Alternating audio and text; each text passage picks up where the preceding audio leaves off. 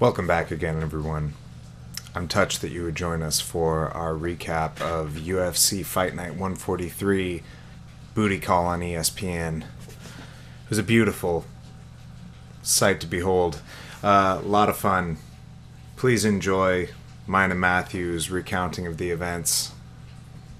And we want to hear what you have to say. So let us know what you thought about the fights. Let us know what you thought about the stoppage. Let us know what you thought about Rachel Ostovich's outrageous body and the fact that that cameraman did his job right to keep the camera on her upturned booty for 3/4 of the fight. Enjoy, everyone.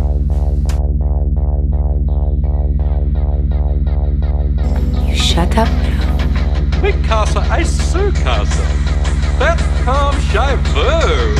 Let the party begin. Your ears you keep, and I'll tell you why. What you just said is one of the most insanely idiotic things I have ever heard. At no point in your rambling, incoherent response were you even close to anything that could be considered a rational thought. Everyone in this room is now dumber for having listened to it. Yeah, well, that's just like your opinion, man. Take this quarter. Go downtown and have a rat gnaw that thing off your face. Good day to you now. I broke my back.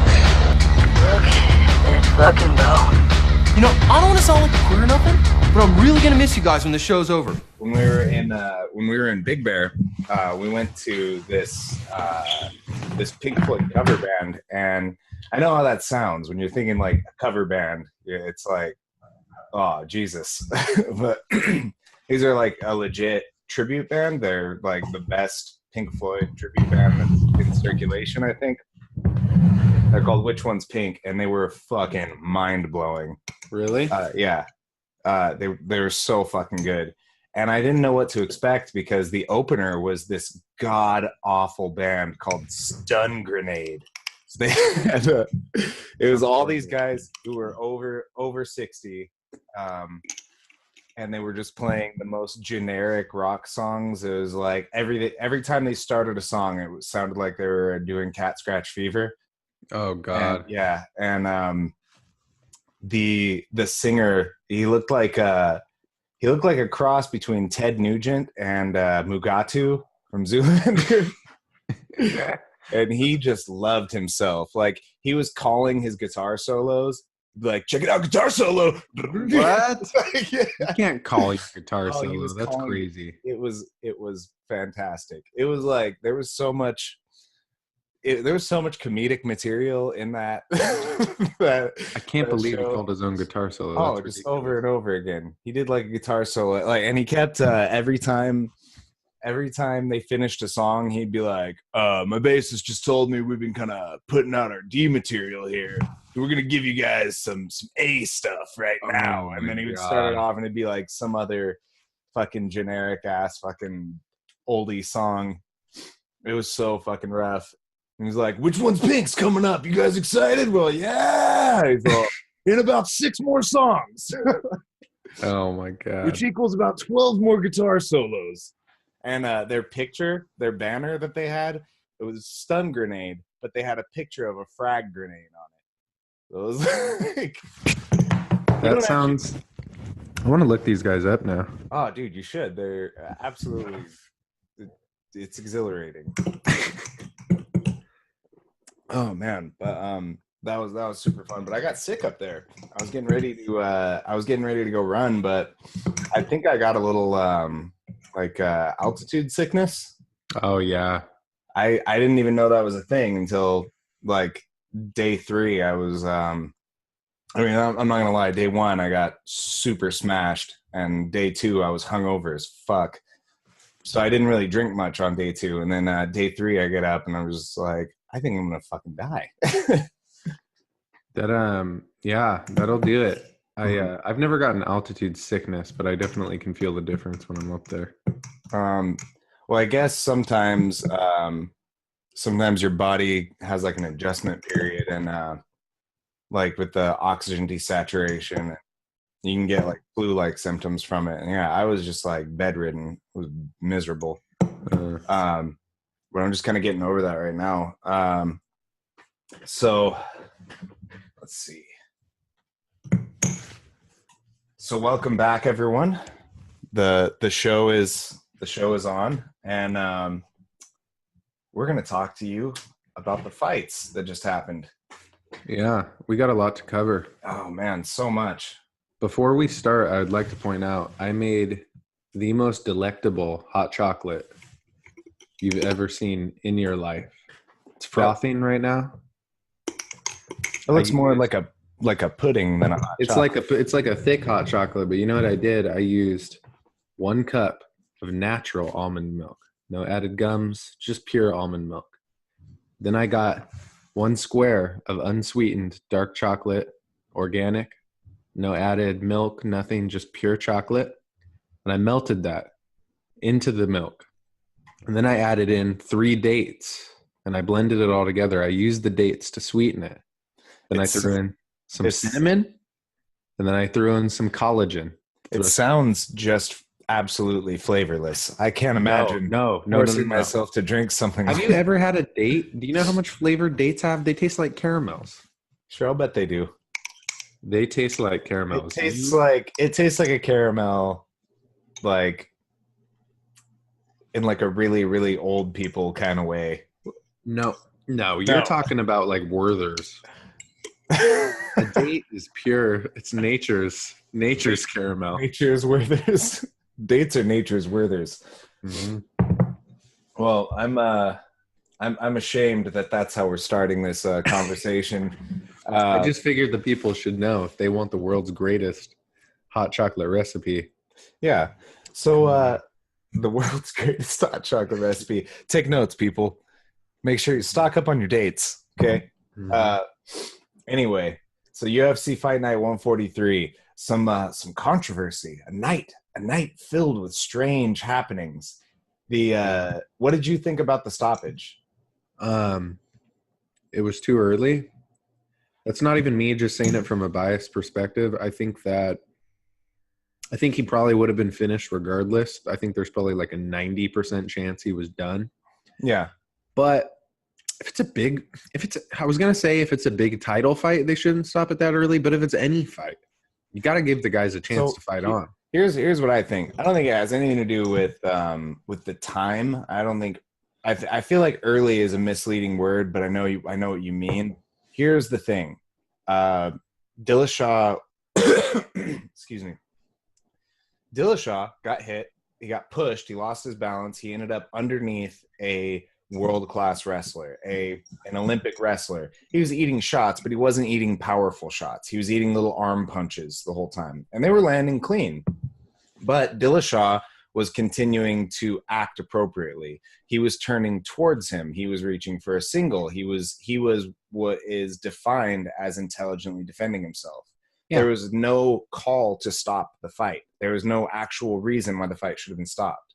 He didn't even eat that many punches. He ate like 4 or 5 punches. And they weren't even like solid punch. Like it just doesn't make sense to me when they stop a fight, and it's not like he was getting his head bounced off the cage. Right. You know, like he was still attempting to scramble.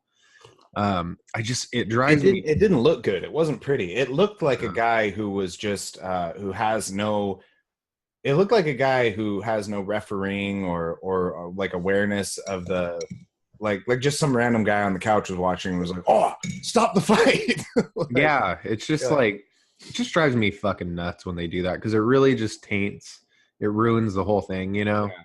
And now, even though they've fought already, technically, you almost feel like you haven't seen them fight. Like you need to see it again. Sure. Yeah. I completely agree. That being said, Cejudo looked strong. Cejudo looked good. He was getting the better of it. Yeah. Up to that point. So there's no deny. I can't fault Cejudo in any sort of way. He did everything that he was supposed to do. He fought completely correctly.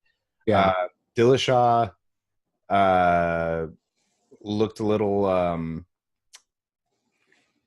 Dillashaw looked good too. He just looked a little weaker, a little less stable, and he got pushed around a little bit. Yeah, and he's. I mean, actually, if you look at like Dillashaw has a loss to John Dodson in the Ultimate Fighter finale. John Dodson, who fights I think he fights at 125 right now. Very explosive guy, short, stocky. Yeah, John Dodson has some real awesome highlight KOs. Like he's big power puncher. Yeah, so before this fight, that did kind of play into my mind just a little bit.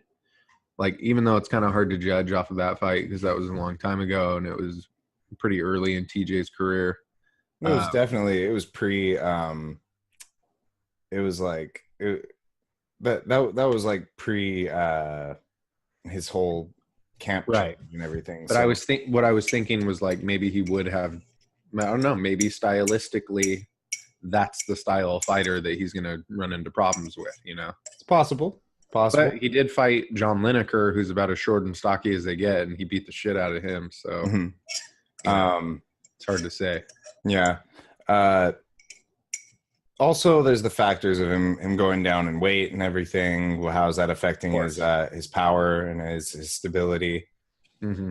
But I mean, that's really, to be honest, that's about all I have to say about that fight. The fight only went fucking 10 seconds. So yeah, it's not very rich with material. There's not really, other than the stoppage, there's not really a lot to talk about. There's a lot to say about the stoppage. If you guys haven't seen it, you should check it out. Formulate your own opinions. Tell us what you think. I'm interested to hear what other people have to say, but my professional opinion on the subject is that fight should not have been stopped there because there was no actual justification for it.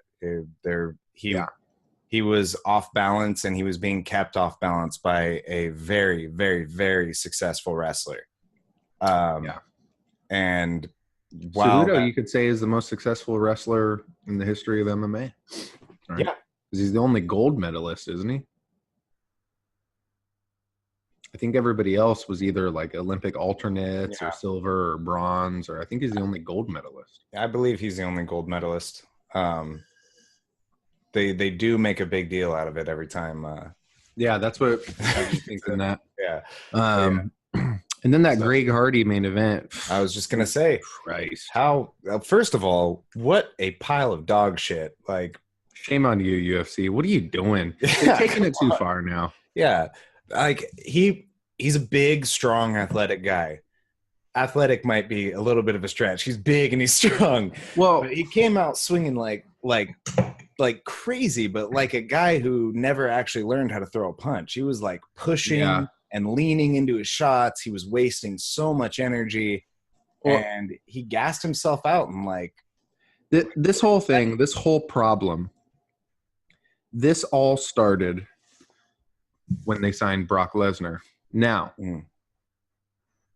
when they signed Brock Lesnar, it was fine because Brock Lesnar was legit. He was a former NCAA. He had real credentials. He had a background in a high level combat sport. Right. And he was. They signed him early. He was an Olympic prospect too. Yeah, that was the thing. He didn't go. He didn't go because he wanted to make money. Yeah, he wanted to make money, and he went to WWE. And right, but that's when this whole thing that's going on now started.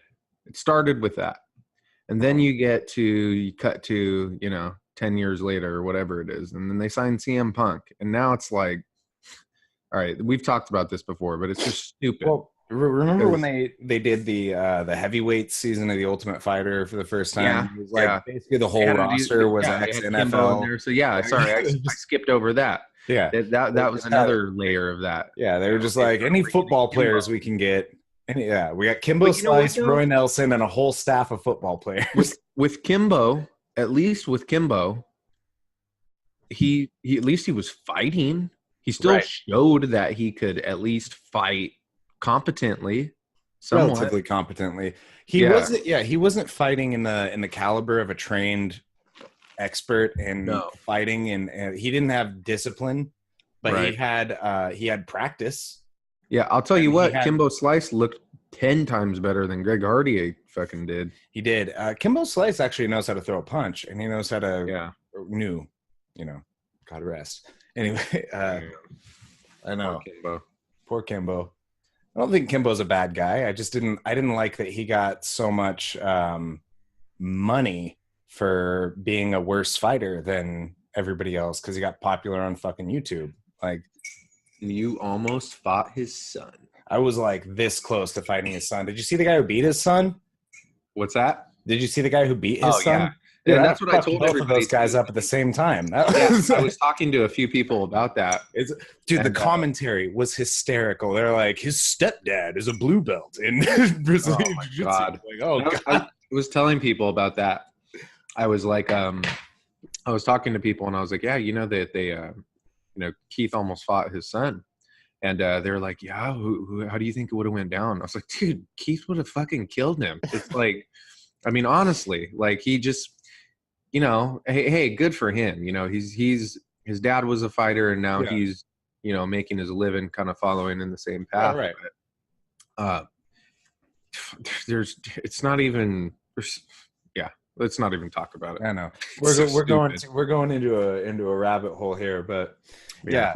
So back on the Greg Hardy fight, if you haven't seen it, it was basically Greg Hardy came out really aggressive. Alan Crowder, another guy I don't know that well, he showed a lot more just overall discipline as a fighter. He showed more rounded skills with the takedown attempts. I think he was successful a couple times in taking him down, actually. And he was, and he would have just continued to be more successful because Hardy was gassed. Well, Hardy once was so gassed out. Yeah, once excuse me. Once they got towards the end of the fight, Greg Hardy could barely move, and Crowder was in his face. He was like slapping himself and yelling at him, like, And this is when you see something like this, it's a fundamental difference in the type of conditioning it takes to be a high-level mixed martial artist or a high-level football player or any other type of athlete. Because in football, it's like a sprint. You have short bursts of energy, and then you have time to recover in between. Yeah, like long periods of time to recover. Exactly. And even in action, there's so many people playing that you can exactly meet the pressure and go. Yeah, and what people don't seem to understand that. Okay, yeah, you can be really explosive and really athletic, but actually, sometimes in MMA, that can be to your detriment. Because if you're too explosive and you're too athletic, your gas tank is going to go quick. And there's examples of guys who are naturally that way and have learned how to kind of just become experts in energy economy. And they've gotten better at it over time. Like Tyrone Woodley, to me, is the best example. He used to always blow his wad early. He would gas out by like the, midway through the second round. And now he's great. His fights have gotten, a little less exciting, but now he's great at conserving energy. People have this misconception that they'll see a guy who's muscular and they'll go, oh, they're going to gas, they're muscular. And it's like, no, not necessarily. They just, if they have an understanding of when to put their foot on the pedal and go and when to pull it back, they can conserve that energy. Like Sean Shirk, it's another example. Like he was he looked like a little meathead, but he had excellent conditioning. Right. But he probably also had a really good understanding of his body's capability and, Well, I love the term that you use, the economy of your energy. And I learned about that in wrestling. You have to learn where you can take breaks. You have to learn like what places and times you can stop and recover and let your body get back to where you can use it at full capacity. Because, make no mistake, this is a high intensity sport. You're going to need everything that you've got when you use it. So there are no real easy times to just be like 50% here.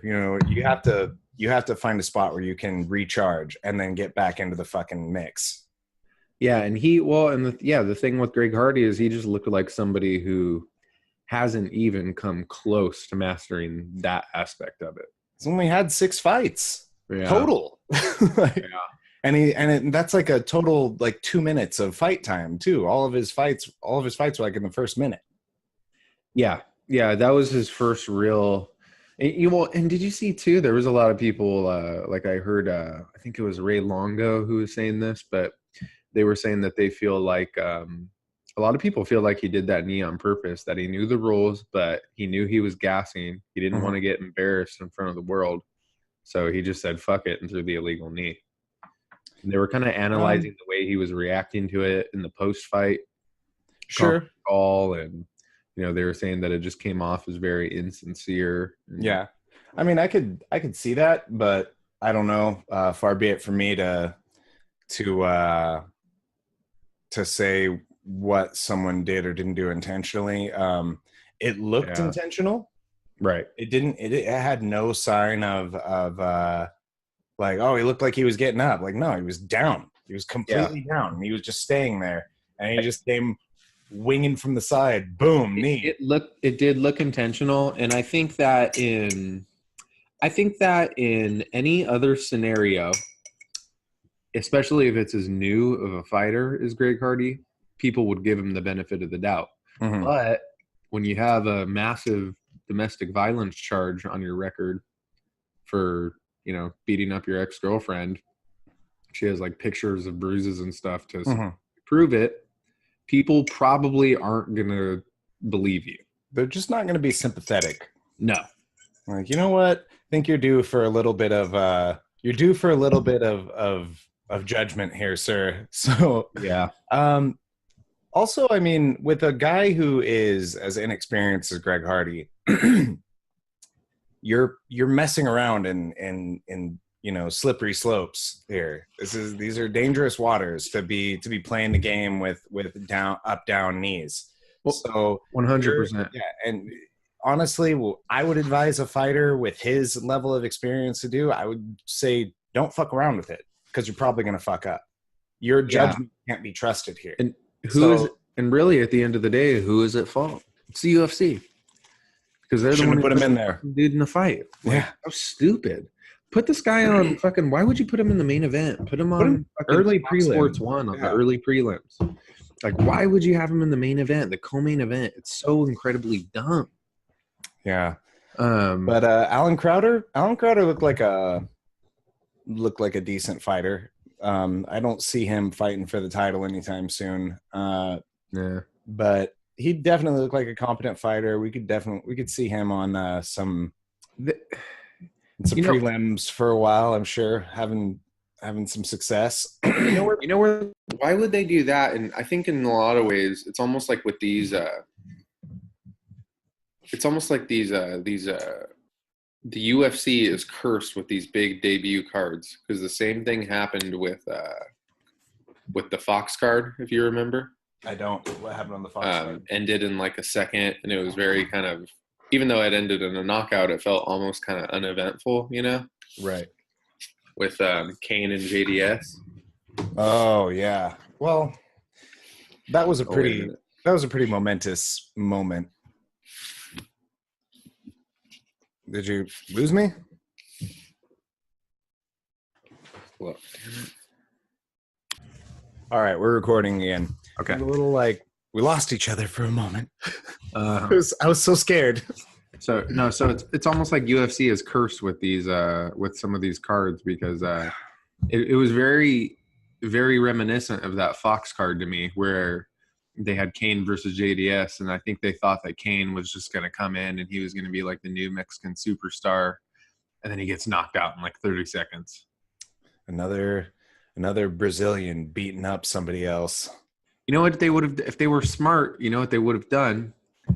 Fucking throw Donald Cerrone in the co-main. They should have put that fight in the co-main. That fight should have been co-main. That was a fucking dope fight too. Because you know what you're getting with Donald Cerrone. Right. He might get his ass kicked, but he also might kick somebody. You're going to get an exciting fight. He's never been in a boring fight. Yeah, it's going to be exciting one way or another. Like, exactly. He wins or loses, and man, I loved the emotion in that fight. I loved how like the excitement, because it was just like he didn't like this guy. This guy was coming out talking shit, That was What- intense what was the because kid's that kid name? was talking some mad shit. Well, he was just, yeah, real like over the hill. Like he Yeah. fucking. And you know, one thing is I actually I hate to admit it, going into that fight, I had actually picked that kid to win. Really? I thought he was going to beat him because I had saw who did he fight prior to this? I think is the fight I had seen him in before this. It was him Alex versus Hernandez. That's who it is. yeah, Alex Hernandez. But the fight I saw him in before this, I think he knocked out Dariush. Okay. And he knocked out Dariush quick. He just looked like a super physical kid. And you know, Donald Cerrone in the past has kind of sometimes he'll let that trash talking get to him. Mm-hmm. And I just thought, you know, maybe, I don't know. I thought the kid was going to take it. And then, Well, Donald Cerrone seems to be on one of the. He seems to be hitting that like that later end of his career stride that you see fighters do sometimes, like how okay, how Lawler and yeah. and, like, I agree, but I don't know, dude. I'm just saying. I agree, but I feel like Donald Cerrone's had like 5 of those because he fights so much. Yeah. Donald True. Cerrone is like notorious for putting a win streak together and then he loses 1 or 2 and then he puts together another 3 or 4 fight win streak. Right. And he loses 1 or 2. You know? Right. Well, yeah, Donald Cerrone is historically the he's like the best guy with a wishy-washy record. Like he's like the best guy who never maintains a win streak. No, you're probably right. And he now he has the most finishes in UFC history. He passed Anderson Silva. Yeah. I think he's got like the most finishes and I think the most wins, right? Or is it? I think so. Yeah. Most wins and most finishes. And he I don't know, I hate to attribute this to anything like sentimental or anything, but he seems like he got his head right and he keeps talking about his fucking baby and I know the way he's been fighting, he looks really focused. I saw that too. He has like a very, very focused mentality in all of it in his recent fights. Just like really the last 2. This one and the I can't. Did he fight? Yeah, why am I'm forgetting it too? Mike Perry. Mike Perry. So he just fought Mike Perry and he just had like I think he looks like he's fucking going for it right now. And it's early to say in this streak, but he's looking serious. And I'd like to see Cerrone go for one of these like I'm middle-aged, my career is almost over, and I'm gonna go for a fucking rampage runs right now. I think the rumor is they're talking about doing him versus McGregor, and I think if they can put together him versus McGregor, that would give him a legit, you know, put him in the picture for a legit title contention. Is your phone ringing? Oh, sorry. Yeah, it was.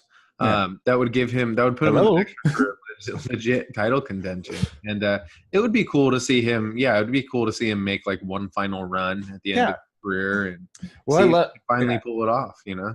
Well, I love that. I love that when fighters do that. Like I love seeing that, like that last spark, because we all know there's a time limit on this sport. You can't fight forever. Your body gets old, and you can't keep up with the younger, fresher athletes. But at the same time, you reach a point where you may not be physically the most imposing that you have been yourself, but the accumulation of knowledge and instincts and experience, you get hardened at this, like, mentally at a certain point where you're just better at fighting. And while your body's still competent enough to perform, you may be the best fighter that you've ever been. Yeah. and then you see guys, then you go beyond that and you enter a dark place. And that is the place that Fedor Emelianenko currently. Let's not talk about Fedor at all. Let's just leave that. It's a perfect segue. Just remember him. I don't want to talk about it. That might have been one of the greatest segues in podcast history. All right. So what happened in Bellator? We still have a lot of fights to talk about in the UFC, though. I'm just saying. Yeah, but I've just been jonesing to get at this one. All right, go get it out. I'll just sit back. Well, I mean, what more can you say? You know, fuck, there's really no way to put it other than Fedor's chin is just dusted. And let's not take any credit away from Bader. Bader has really been looking good. Like, he's just looked better and better. He actually has ever since Tito Ortiz does. I know we talked about the Tito, but I had to throw something back at him since you're talking about Fedor's. But Bader would I kind of would like to see that rematch because I hate Tito and I think Bader would just destroy Tito right now. I mean, it wouldn't even. Of course he would. Are you shitting me? And I would just love to see Tito get knocked out again. When that fight happened in the first place, Bader would have fucking destroyed Tito. He just happened to not. Yeah, he just had a bad night. Yeah, it was a bad night. But it would be interesting to see now, considering like Bader has what could be considered. Not obviously, look, he's not like a top level K1 kickboxer or nothing, but he has some solid hands on him now. Like, he hits hard. He always hit hard. Like, he always hit hard, but now he's got some technique behind it. Exactly. And that is just fucking. That's what's even though Fedor his chin is gone. That was a pretty fucking hard punch that he hit him with. It was a nice little kind of it was ugly, man. Jab like slash hook. It was an interesting punch, and he just swooped in and just fucking cracked him. Yeah, it was. Fedor's got to hang him up. Yeah, Fedor should have hung him up like after. Yeah. I mean, he was done after. He was able to come back and get some wins, but he was actually done after the probably that Strike Force run. Yeah, I think he was honestly. He was well past his prime during the Strike Force run. He was having hard fights with people that he should have just been plowing through. Right. And he still, I'm happy he stuck around. It was nice to see some of his his performances. I always like to see Fedor fight, but I agree. It was really cool. I'm happy he stuck around because it was really cool to see his it was cool to see the way he was able to burn through that heavyweight tournament. That was cool to see. Mm-hmm. He went in there and he beat up, he knocked out Mir, beat up Chael Sonnen. Like, it was cool to see some glimpses. And that's another thing to mention. Like Mir is still is a competent level heavyweight. Mir is not out of the game, in my opinion, and Fedor still beat him. Right. So that's fucking knocked him out. That wasn't the best performance by Mir. Mir didn't fight the fight that he should have, but that's still. That's still saying something. Like, I mean, hey, Fedor can still hit hard. Fedor can timing. Like, there's still plenty of fights he could win. Mm-hmm. But I guess the question ultimately becomes, how many more knockouts are you willing to risk to get to that point? Well, other than that, the question is like, what is his goal as a fighter now? Because he's not going to be world champion of anything. No, he's not going to be the best fighter in any division. That's the weird thing about Fedor too. I wonder what he's getting paid. I mean, he's already probably filthy rich, so I'm sure the money is not even. Doesn't the money just go back to Russia and then Russia takes care of him? I think that's how it works. Putin just takes all of his money. I think so, dude. I think and he lives. And he lives with Putin. Yeah, he's Putin's neighbor. They're on the same property. He just has his own little guest house on. I don't know. I know Russia's a weird place, man. It's fucking crazy out there. Yeah, I have a client who I train who's he's from Russia and he came here when he was like 18. He's an engineer. His name's Oleg. Mm-hmm. And I asked him. He's from St. Petersburg, and I was asking him one time. I was like, "So you're from Russia?" He was like, "Yeah." And then I was like, "Oh, all right. So when did you come over here?" And he was like, "When I was 18." I was like, "Have you ever been back to go visit?" And he was all, "No." And I was like, "You don't? Oh, all right. You don't want to?" Or he's all, "No."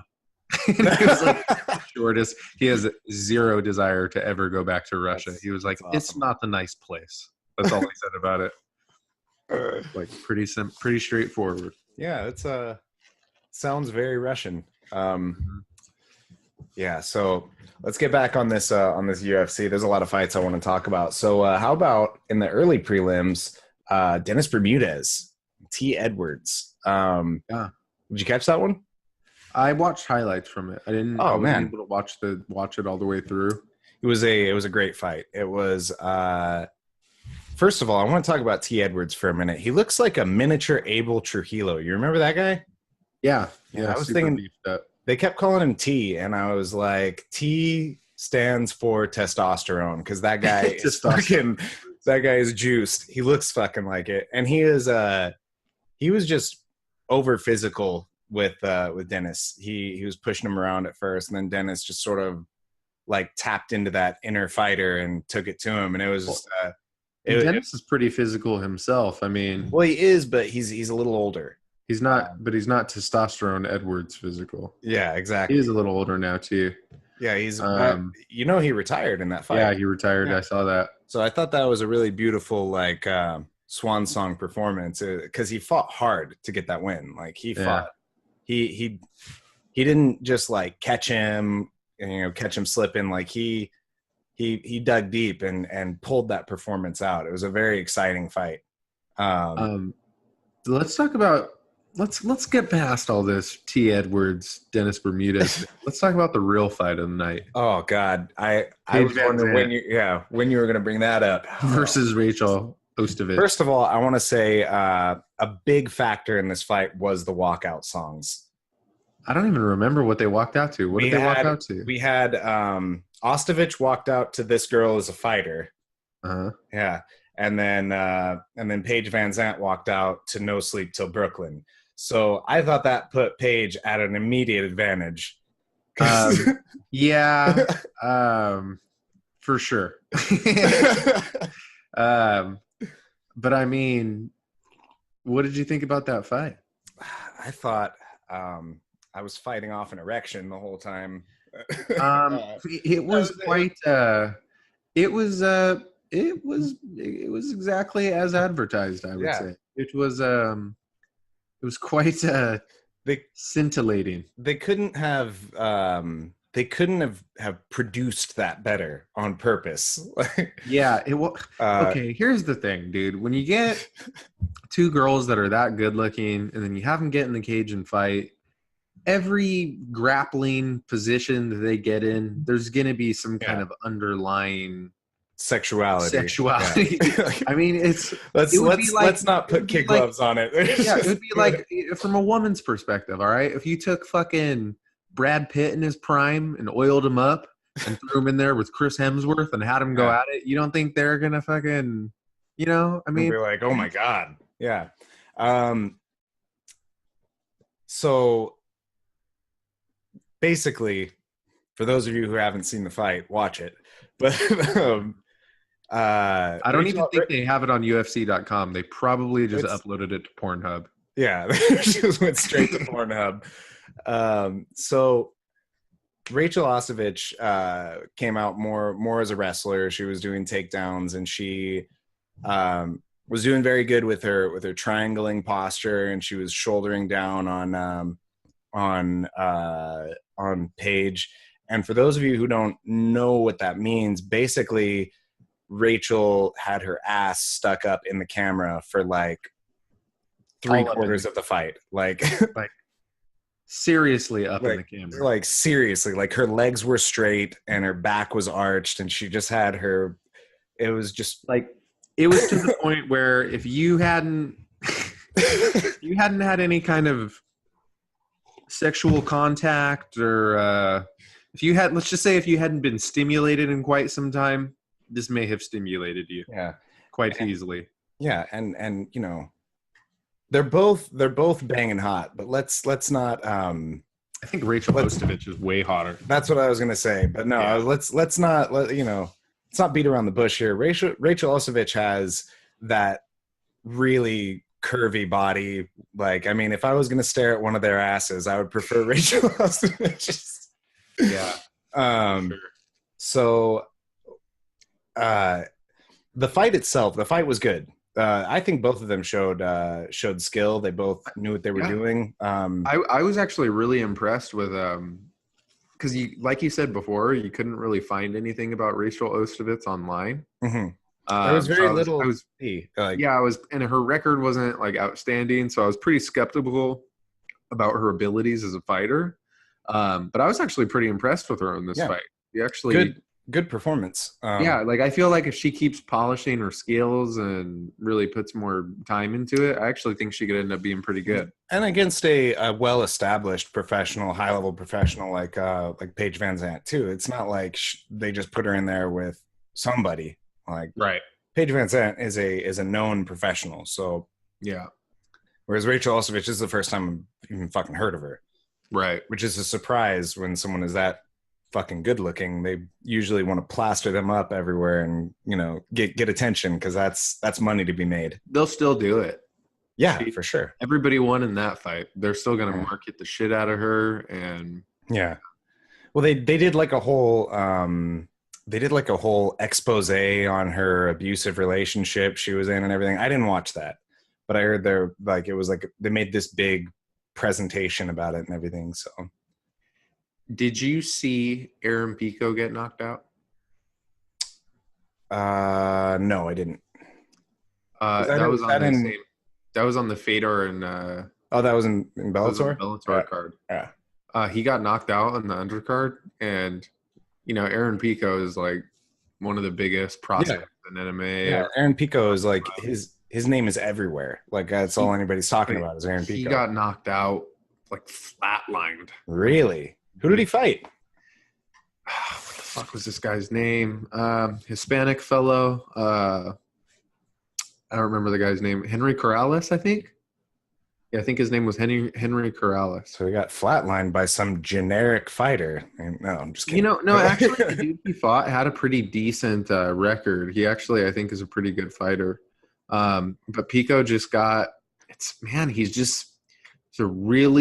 it's crazy because Pico on paper has like all the skills in the world, you know, outstanding wrestler, boxer, he's got it all. But he's very, very reckless when he fights. Yeah. Well, I mean, when you see him train, he's super clean. Like his technique is really good.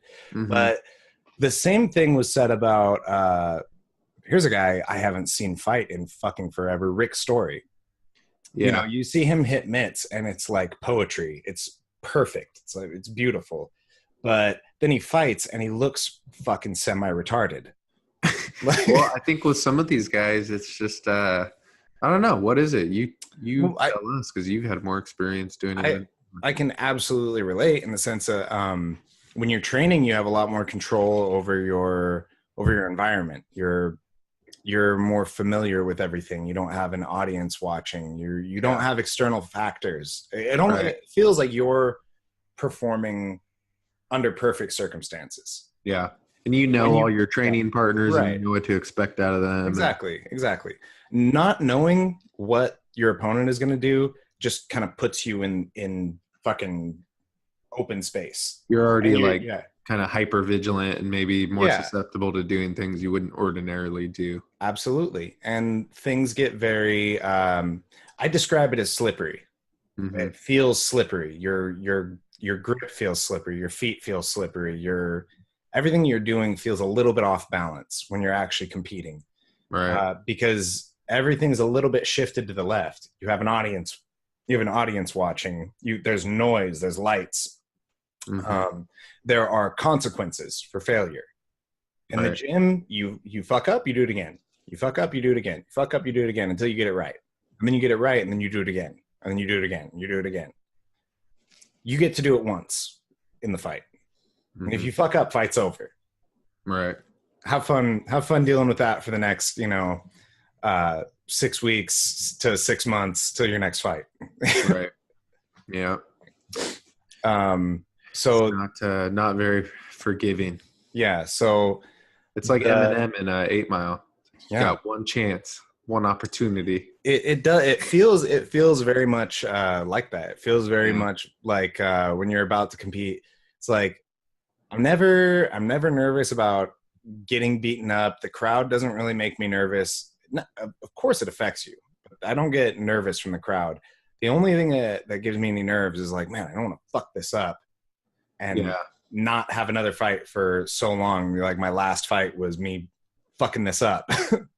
Yeah, and that's kind of the most fascinating thing to me about that's the most fascinating thing about any kind of, whether it's MMA or whatever, any kind of performance sport.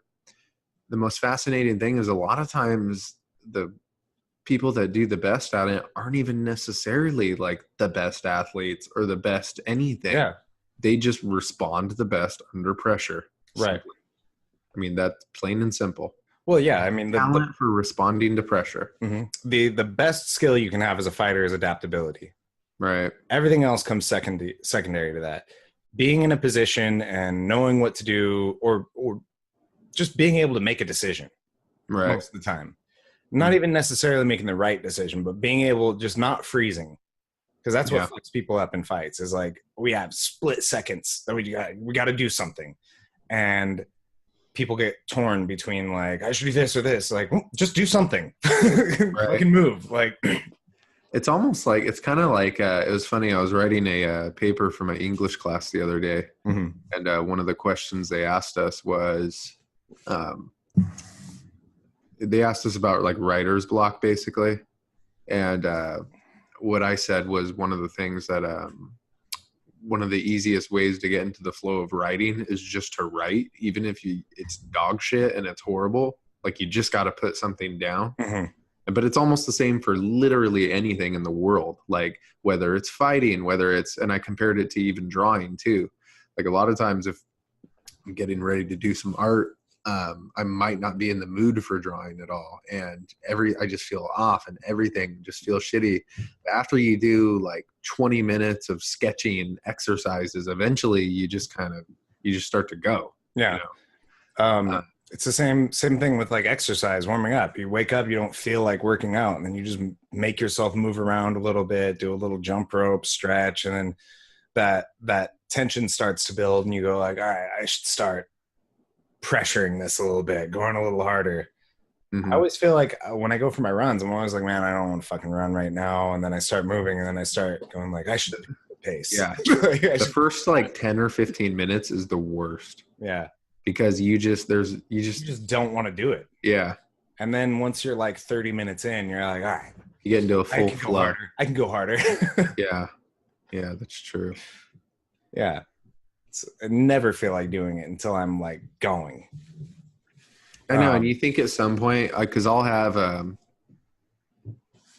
people will ask that, like, oh, does it ever get easy? Or it's like, no, like dude. I haven't missed a day of exercise since I was like a teenager. That's not true. I've missed a day, but I consistently exercise since I was a teenager. And no matter what, every day you still have that little voice in the back of your head telling you, like, fuck, like you don't want to do, but you just know that the alternative is that voice coming back before you're going to bed at night, telling you, you piece of shit, you didn't what you're supposed to do. Why'd you listen to me? Why'd you listen to me, bitch? And I would way rather deal with the voice earlier in the day and crush that voice, and then not have to deal with that voice later on. You're like One Punch Man. You know? Exactly. You just don't listen to the voice. So hey, I do. You can miss a day. What does One Punch never Man miss a day routine? He does like 100 squats, 100 push-ups, and a 5-kilometer run. No matter what. That's not even really intense. That's like average. I love that. We have to do, because that's like One Punch Man is one of the few new animes that I've watched that I absolutely fell in love with. Like, I fucking love it. I've watched it a couple times. And we need to do a full like breakdown of One Punch Man. Have you seen the bonus episodes? No, I don't think so. There's like, I think there's like 10 of them, and they're all like, there's only like one fight in them, or there's like one villain in them, but they're all like silly shit. Like one of the episodes is about them trying to get to make a hot pot, and like but the sales are at different stores, and they're trying to figure out how to get all the stuff. Oh, I think I have. I have seen this. Then I remember this. Yeah, I have seen that. Yeah, there's like it's all weird, One Punch random Man shit like is that. interesting because it's like legitimately funny. Like it's like laugh out loud funny. Yeah. Yeah. If you guys haven't seen One Punch Man, highest of recommendations. Oh yeah, as far as animes go, it's the funniest anime I've ever watched. I don't think I've watched an anime that made me laugh harder. There's been other like Dragon Ball Z and stuff like that have had moments spread School Rumble just as hard, but One Punch Man is like a full-blown comedy. It's so consistently funny on every episode. Yeah, it is. Did you ever see School Rumble? No. That show's pretty funny. No, it's like way silly, and it's like it's pretty girly, but it's really funny. I'll have to check that out.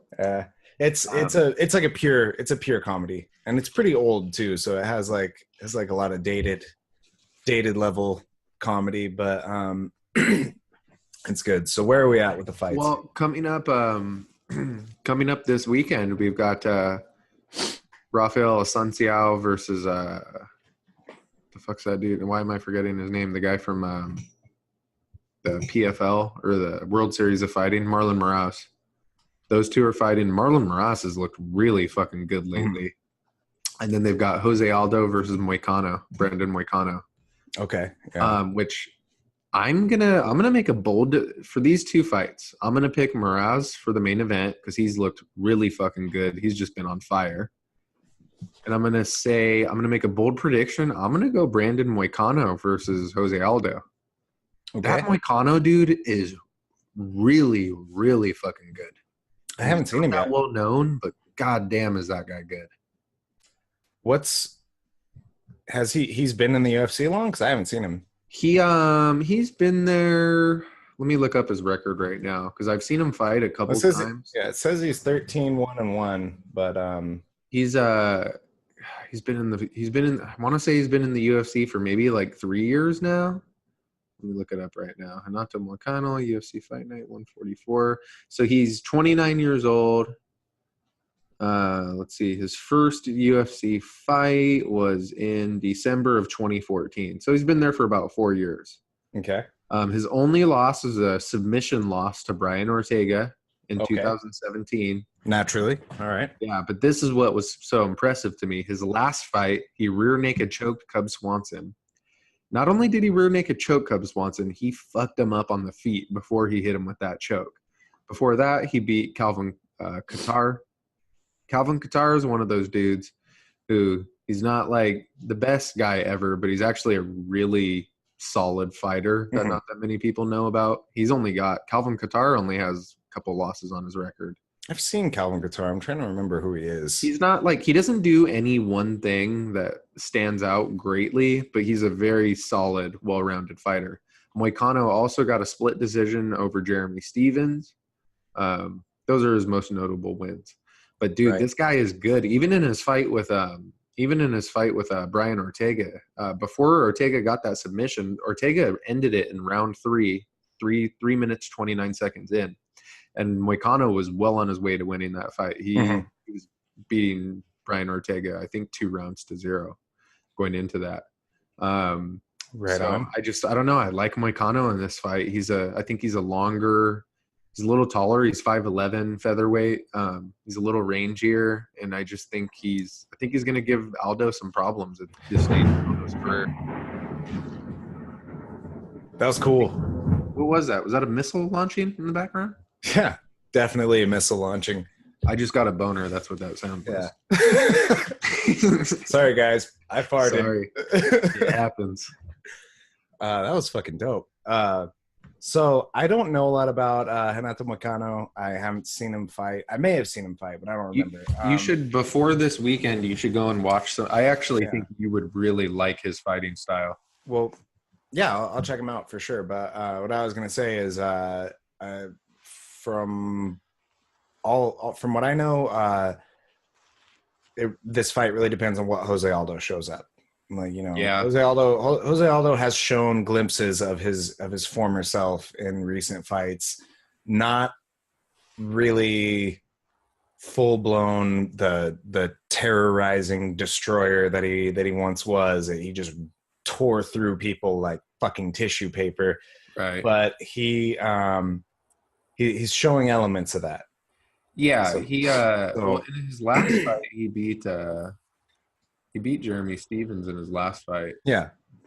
But before that, he had those 2 vicious TKOs losses to Max Holloway.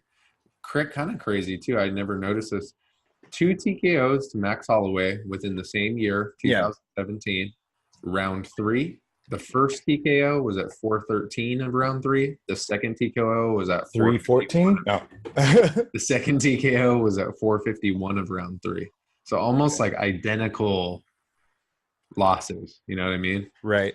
Now, as I recall, though, the second one was a lot more. It was more definitive. Like, sure. He really fucking just laid it down on him. Yeah. Second one. Right. Man, that Max Holloway is a fucking. I think when you're a style of fighter that Jose Aldo is, which is crazy too, because he's only 32. But I think Jose Aldo is so explosive, and he's so fast twitch that I think earlier in his career it was really easy for him to beat a lot of guys, even though he was very strategic.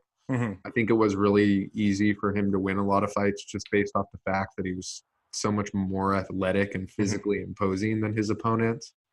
And I think for that style of fighter, when they start to get a little older and they slow down a bit, it's tough to maintain that. It's absolutely true. I mean, he's getting older. He's 32. Your body's changing. You're not playing a young man's game anymore. You're grown, and you have to adapt and learn a new way to fight. And those changes can be subtle. They can potentially not even look different to a person watching, but he's got to make the adjustments to himself to be the best fighter that he could be currently. Yeah. So we'll see. Other than that, Damian Maia, but Damian Maia is fighting he's fighting Lyman Good. Who's he fighting? Lyman Good? Yeah, Lyman Good, I think, was from Bellator, wasn't he? I know the name Lyman Good. I've seen him before. All these guys on this card, aside from Charles Oliveira and Rafael Asunciao and Jose Aldo, they're all guys that like I've heard their names. I kind of know who they are. I've seen them fight, but I haven't followed them closely. Lyman did fight for Bellator. I remember him from there. Mm-hmm. I think he was even maybe tried out for the Ultimate Fighter at one point. I'm pretty sure. Might be why not? Thinking of. Lyman Good is a pretty distinct name. Like, I don't know a lot of Lymans. You know what fight is interesting? Charles Oliveira versus David Teemer. Mm-hmm. David Teemer has got some really high-level kickboxing, and Charles Oliveira has some nasty submissions. Yeah, that's an interesting. Like he's one of those wiry motherfuckers that like it looks strong. Like he's super skinny, but when he grabs people, it looks like he's like a boa cuts them down. Yeah, he's strong in a very odd way. Yeah, I love seeing that. Like those grapplers who are just wiry, skinny, like snake-like monsters that just wrap people up, and they're just like, no. It's fascinating to me because it's such a different application of strength. Mm-hmm. It just really puts things into perspective as far as like what it means to be strong.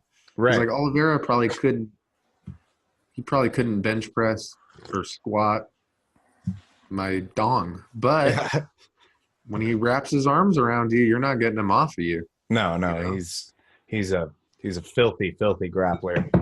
Man, having done as much training and grappling as I have, you come across guys like that. Sometimes you just look at him, you're like, that guy doesn't look that strong. And then they get those fucking grips on you, and it's like, oh, he's one of those things. He looks like he would be one of those guys who would be uncomfortable to grapple with. Right. You know those guys? Because there was guys like that. Like when we would train with Travis, I hated playing with Travis.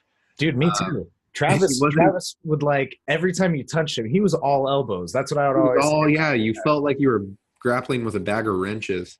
And he wasn't even necessarily his forte wasn't grappling. Travis was a good like karate guy. Yeah, but Travis was really good at stand-ups. He was really good at like he was good at he was good at getting Yeah, he was good at getting like hit down and fucking basing back up. But, but because he was good at that, when you're on top of him holding him down, and you feel like every time he pushes up against you, you're getting whacked with a fucking mallet. It's very I always say it's not fun. Yeah, I would always say that he felt like you were grappling with a pile of glass, like pile of broken glass. Yeah, it was just like everything's just sharp and hard, and it's just slicing into you, and he's just constantly cross-facing you, and I don't like it. I want some dough on what I'm grappling with. All right. I want to grapple with a bag of flour. Yeah. I'll grapple with a big old fucking strong motherfucker all day. I hate grappling those bony motherfuckers. They're just like stabbing you with their elbows and knees, and their shins are all pressed into you, and it's gross and uncomfortable. I want to grapple with a baguette. A baguette. Baguettes are hard though. Okay, you're right. Maybe a soft Wonder bread. Wonder bread. Piece of white Wonder bread. That's what I want. Just a nice doughy, uncooked Wonder bread. Yeah. Just a loaf of Wonder dough. Is Wonder bread ever dough, or does it just come out of the mix like that? I don't know what Wonder bread is. I think what it is, the Elmer's glue factory has residual glue that kind of hangs on to some of their machinery, and then they scrape it off, and then they form it into a bread patty. And once they leave it out overnight, it hardens enough to be Wonder bread. Yeah, and then they take in a cow factory, they take the leftover, not the actual testicles, that's too high quality. They take the actual scrotal meat, and that's how you get a piece of bologna. They just flatten it out, they throw that in the Elmer's glue Wonder bread. Got yourself a bologna sandwich. Oh man, so you got Elmer's glue and really low grade scrotum. Really low grade scrotum. This isn't bull scrotum, all right? This isn't a thick. You could take a bull scrotum and make a Crocodile Dundee hat out of that. They're taking low grade scrotum. Low grade scrotum. Where do you get low grade scrotum from? I wonder. You gotta go somewhere bad. Like Santa Maria. Santa Maria's got high grade scrotum. Santa Maria is known for their scrotum. The scrotum barbecues are off the chain in Santa Maria. If there's any place in the world where they could barbecue a good scrotum, a bad scrotum, and make it good, it would be Santa Maria. I'll give them that. Throw a little Susie Q on that scrotum. Yeah. Grill it up just right, medium rare. Oh yeah. Yeah, I could see it. What else do we got going on? Johnny Walker is fighting Justin Ledet. Have you seen Johnny Walker fight? It's very exciting. Holy bejesus. That guy is violent as fuck. Yeah. Did you see him knock out we might have talked about this on here, but that knockout that he had, I think he fought Khalil Roundtree in his last fight. Refresh my memory. Johnny Walker fought Khalil Roundtree on the it was the UFC Chile card, I think. It was the same card where Santiago Ponzinibbio beat what's his face? Neil Magny. I think it was that same card. And Johnny Walker knocked out Khalil Roundtree with a standing elbow. Like he literally grabbed the back of his head and just fucking drove his elbow into his skull, and it was the most violent thud. It sounded like a baseball bat. I honestly think that might be my. I think standing elbows are my favorite kind of knockout. There's something so satisfying about it. Like just you don't see them very often. So they're super fucking cool looking. Yeah, it was that same card. Yeah, KO standing elbow. Yeah, you don't see them very often, and they're so brutally effective, effective, and they're just ruthlessly violent looking.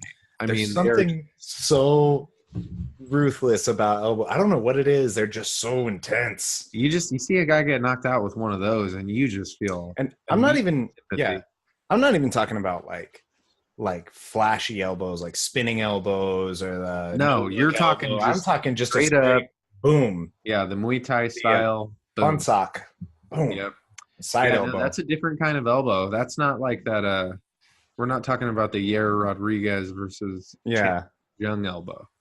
This is a whole different deal because it really does sound like a baseball bat. I mean, that's basically what it is. You've got a bone that's roughly not quite the size of a baseball bat, but close, just going right across your face. It's your lead pipe, just boom. That's why I really liked Kenny Florian because he threw a lot of standing elbows. Remember when he ripped Alex Karalexis' face in half? Yeah, Kenny Florian, and this isn't even to sound like insulting. Kenny Florian was like Muay Thai light. Like he wasn't quite like full blown like pro level Muay Thai, but he was way more competent in Muay Thai than anybody else that he fought. He had some of the highest Muay Thai specific skills in UFC in his time. Like he was super, super unphysical. That was his biggest weakness. But he was so good that he fucked people up a lot of the time that were should have overwhelmed him. Yeah, remember you're right. That was his biggest weakness because dude, remember when Clay Guida was just this guy, nobody could stop him? Like he wasn't like the best fighter, but he was just so physical that he was driving through people. He had the best chin, and then Kenny Florian just rolled and knocked him the fuck out. Yeah, and then he just remember he gave that post-fight speech, and he was like, "I finish fights." Yeah, and like Kenny Florian, as good of a fighter as he was so unintimidating. And Florian trying to cut a promo is just hilarious till this day. But my favorite thing is how he looked exactly like Ben Stiller. Yeah. He looked so much like Ben Stiller that they had a promo where they had him reading Zoolander lines, but he's just not funny. No. Like you want him to be funny, but he just isn't. He doesn't have that kind of personality. Yeah, and it's actually very true what you said about him not being very physical, because if you actually look at Kenny Florian's record, all of his biggest career losses were against guys who basically were just able to out-physical him. Yeah, that was definitely his biggest weakness. That was the thing he had the most trouble with. But the way he fights, like, honestly, you have any interest in, like, in the art and the skills involved in being a good fighter, follow the career of Kenny Florian. Watch the way that guy fights. Watch the way he was one of the first. He was one of the first high IQ fighters, I think. Right. Super high IQ fighter. He was that season of Ultimate Fighter he competed on was the 185 season. Yeah, he was pretty fat. Yeah, he was competing against some bigger dudes. Mm-hmm. That was a good season too. Mm-hmm. That was the season Joe Daddy. Mm-hmm. Right, and was Joe Daddy 185 on that season? I think so. Or was he light? Was it like a double season where they had lightweights? I think it was because I remember everyone being fat on that. They had all these lighter weight guys that like gained weight to be on that. Yeah, I think you're right. I think they just had a bunch of dudes. Like everybody would go on to it's kind of a trip, right? Yeah. None of them. It was a middleweight season, but nobody was actually a middleweight. Exactly. Yeah, that was a good season. Should go back and watch that. Just watch the fights. Yeah. All right. So what else do we got? So that's about it for notable things going on in. Let me see what's on the prelims for 144.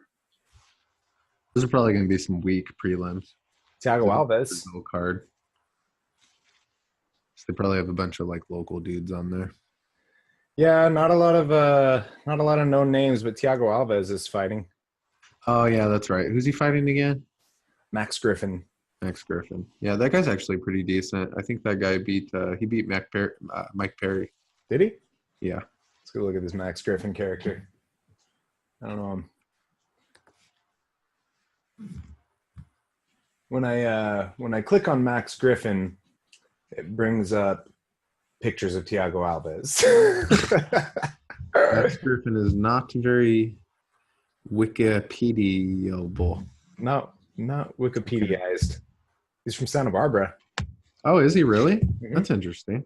Huh. We might have grown up with him. Yeah, so that's that.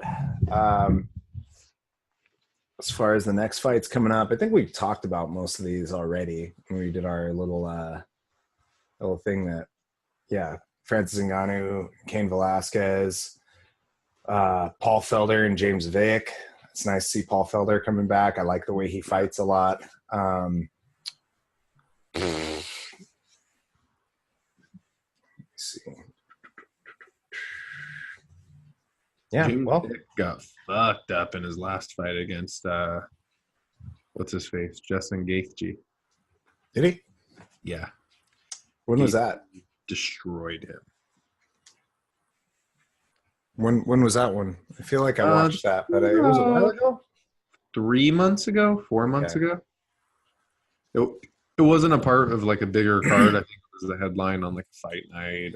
Yeah, Justin Gaethje's got some nice ugly striking. Like he just fucking damages you. Like what's crazy? I like how he breaks your body. Like you're going in to get your fucking legs and your body smashed up when you're fighting Gaethje. You know what's crazy about Gaethje too is the fact that he comes from like a very high level wrestling background. He's like an All-American, and he never wrestles anybody.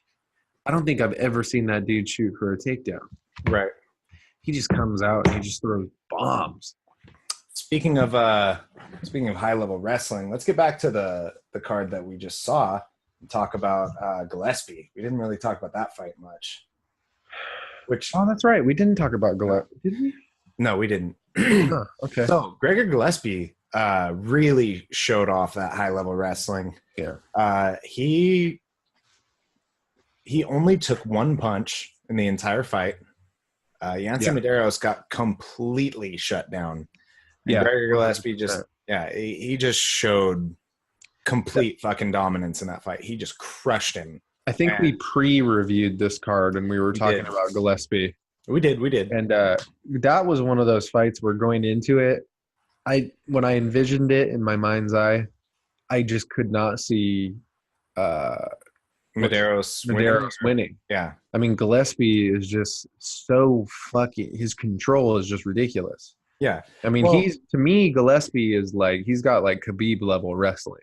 He's really fucking good. I don't know if he's got Khabib MMA game. I think Khabib has more ferocity. Yeah.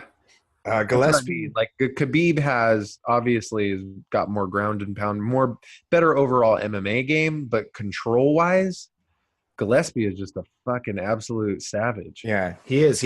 And I think one of the things that's going to hold Gillespie back is too much fishing. No, not his fishing. God bless his fishing.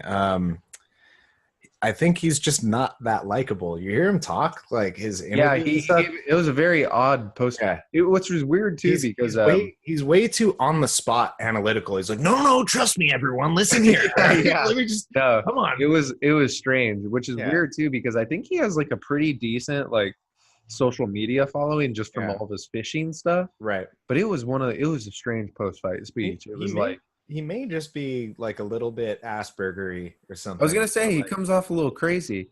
I think, but I don't know. Maybe they can market that. That might be marked. He's different, that's for sure. For sure. The way he acts, it's like he's up there. Yeah, he's very, like he's not like, he's not responding to the crowd in the sense of like getting them hyped up or anything. He's just he's like explaining to them. He's like, listen here, guys. In a lot of ways, I actually kind of liked it was almost like a teacher trying to like teach children. Right. Which that's essentially what you have with a giant MMA crowd. You have a bunch of children who are like, they want to see violence. And he was like, now I know you didn't get the violence you want, but this is why. Let me just tell you.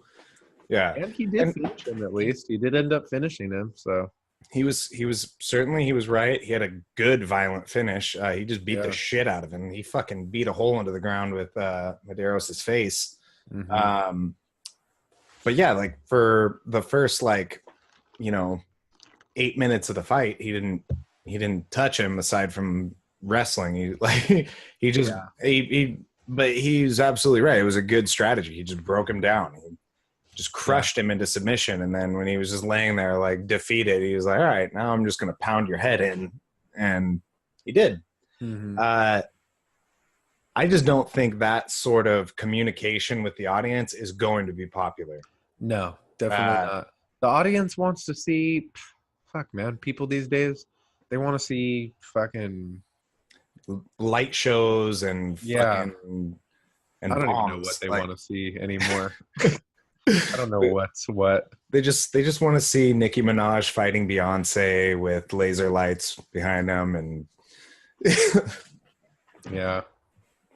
Iron Man flying around in the rafters. That's it. That's all people want to see. They want to see the UFC Infinity War.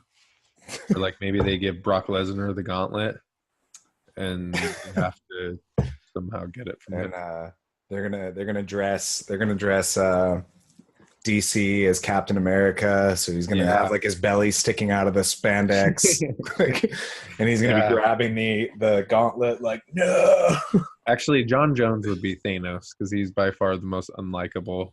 That's person unlikable and unstoppable at the same time. I think if that's the case, maybe Gustafsson would be Captain America then. Yeah, be really off-putting at a Swedish, right? Swedish or Swiss? I always get that mixed up. Aren't they both the same? Is that? I think they're the same. I thought Swiss is Switzerland. Sweden is Swedish. Oh. So whichever one he is. They're basically the same, though. It's kind of like Persian. They look the same. It's like Iranian and Armenian. Yeah. They look the same. They look the same. Their languages sound the same. In relation to where we are, they're basically the same direction. I don't know what they are, but that's enough for our racism for today. Anyway, I still like the idea of him being Captain America. I think that's really funny. Yeah, they should do that. So we'll have Marvel themed UFC fights from now on. That'll be the thing. I like it. Together like a UFC Avengers team. We could do a lot of things with that, I feel like. We could. And we will. We'll have sets where they fight instead of cages. We'll have like actual environments that look like, we'll have like an airfield or something. That would be, they could do like old school Mortal Kombat where there's all kinds of random shit going on. There'll be like a garbage can with a fire and a crashed jet turned over. Like, speaking of, actually this isn't speaking to anything, but did you see that haggard ass UFC belt? That new belt is so ugly. Have you seen it? It looks like it looks like nice, like it's made of good material, but it looks ugly. So I agree. Like it looks cheap. Like they're trying to do something new with it. It looks cheap. I don't think it looks cheap. I think it looks well constructed. It just looks the design. Here's what I meant when I said cheap. The design, the quality of the design is so bad. It looks like they hired a really fucking awful graphic designer to do it. I could see that. I mean, like it's ugly as fuck. Yeah, like I've belt before.